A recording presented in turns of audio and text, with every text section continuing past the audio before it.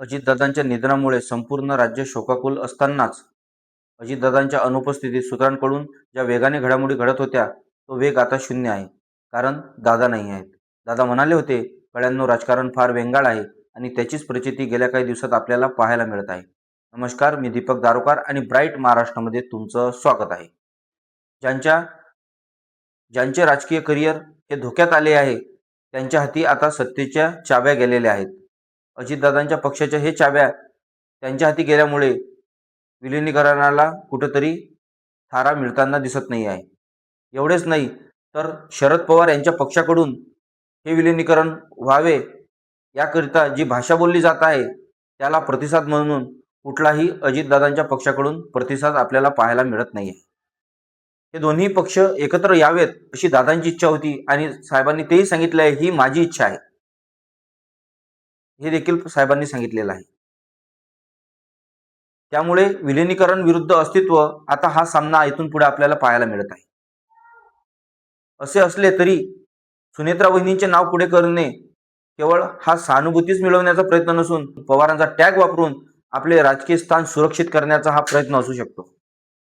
प्रश्न इथंच थांबत नाही तर प्रफुल्ल पटेल आणि सुनील तटकरे यांच्यासाठी दिल्लीतील राजकीय वजन हे कमी करून घेण्याचे ठरू शकते. त्यामुळे सुप्रिया सुळे यांच्या नेतृत्वात काम करणे कदाचित या दोन्ही दिग्गज नेत्यांना कदाचित सोयीचे वाटले नसावे.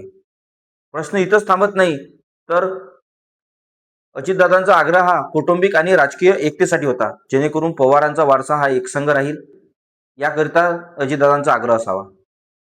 दादांच्या उपस्थितीत जे शक्य होतं ते आता अजितदादांच्या अनुपस्थितीत अशक्य होत आहे. कारण दादा नाही आहेत.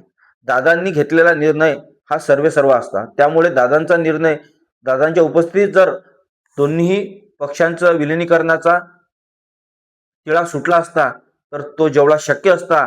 कारण दादांच्या उपस्थितीत सर्व दादांच्या पक्षाच्या नेत्यांना, सर्वांना, कार्यकर्त्यांना हा निर्णय मान्य करावाच लागला असता. आणि तो आता हे सूत्रे ज्यांच्या हाती गेलेले आहेत ते कदाचित या विलिनीकरणावर सकारात्मक आपल्याला कुठेही दिसत नाही आहे. प्रश्न इथंच थांबत नाही तर दोन्ही राष्ट्रवादी विलिनीकरण झाल्यास प्रस्थापित मंत्र्यांचे मंत्रिपद धोक्यात येऊ शकते. त्यामुळे हे विलिनीकरण झाल्यास त्यांच्या सत्तेतील वाट्यातील वाटा हा पवारांच्या राष्ट्रवादीला द्यावा लागू शकतो. त्यामुळे कदाचित हे विलिनीकरण त्यांना व्हावेसे वाटत नसावे.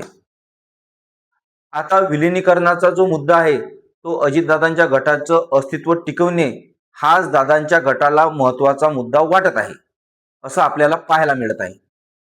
कारण हे विलिनीकरण झाले तर पवार साहेबांकडे सर्व सूत्रे जातील आणि आपलं महत्व कमी होईल याच्या भीतीपोटी देखील ते हे विलिनीकरण होऊ देत नसावे.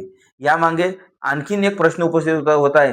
कारण ईडी आणि सीबीआय यांच्या मागे लागू शकते. कारण हे विलिनीकरण झाले तर कुठंतरी पवार हे भाजपसोबत जातील का हा देखील प्रश्न उपस्थित होत आहे. आणि ते जातील तर काही नाही, पण ते एवढ्या सहजासहजी आणि एवढ्या सोपेही नाही. तर भाजपसोबत जाणे हे पवार साहेब भाजपसोबत जातील एवढं सोपंही नाही. आणि जर एकतर अजितदादाच्या पक्षाला सत्तेतून बाहेर पडावे लागले तर त्यांना ईडी सीबीआयचा देखील सामना करावा लागणार असं देखील त्यांना वाटत असावं. प्रश्न हा आहे की सुनेत्रा वहिनींचे नाव पुढे करणे केवळ सहानुभूती मिळवण्याचा प्रयत्न नाही आहे, तर पवारांचा टॅग वापरून आपले राजकीय स्थान सुरक्षित करण्याचा प्रयत्न आहे.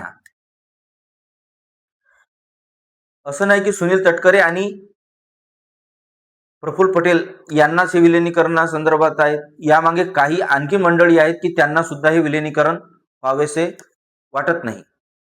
आणि हे विलिनीकरण झाल्यास आपले महत्व, आपले राजकीय स्थान हे कमी होईल असं गृहीत त्यांना कदाचित वाटत असावं किंवा आपण गृहीत धरावं. कारण दादा हे दादा होते, त्यांचा शिस्त हे शिस्त होती. आता जे चाललंय, ज्या घडामोडी वेगाने घडत आहेत ते वेंगाळलेले आहेत. दादांच्या भाषेत सांगितलेलं गेलं तर राजकारण पूर्णतः वेंगाळलेलं आहे. त्याला कुठंही ते राजकारण ज्या वेंगाळलेल्या दिशेने जात आहेत त्या दिशा आता कुठंच स्थिर बघायला मिळत नाहीये. प्रश्न अनेक उपस्थित होत आहेत. अनेकांना वाटत आहे. असं नाही आहे की अजितदादांच्या पक्षातीलही काही मंडळींना वाटतंय की हे विलिनीकरण व्हावं. ज्यांच्याकडे मंत्रिमंडळात मंत्रिपद नाहीत अशा अनेकांना वाटते हे मंत्रिपद, जे पक्षाची एकनिष्ठ आहेत त्यांना वाटते की दोन्ही राष्ट्रवादी एकत्रित येऊन विलिनीकरण व्हावं, जेणेकरून पवार साहेबांचा वारसा हा जपता येईल, अजितदादांचा वारसा हा जपता येईल. एकत्र आल्यास मोठी ताकद उभी राहू शकते. परंतु कुठंही आपल्याला या ज्यांचे अस्तित्व धोक्यात आलेले आहेत त्यांना कदाचित हे वाटतच नसावं, हे स्पष्ट आहे.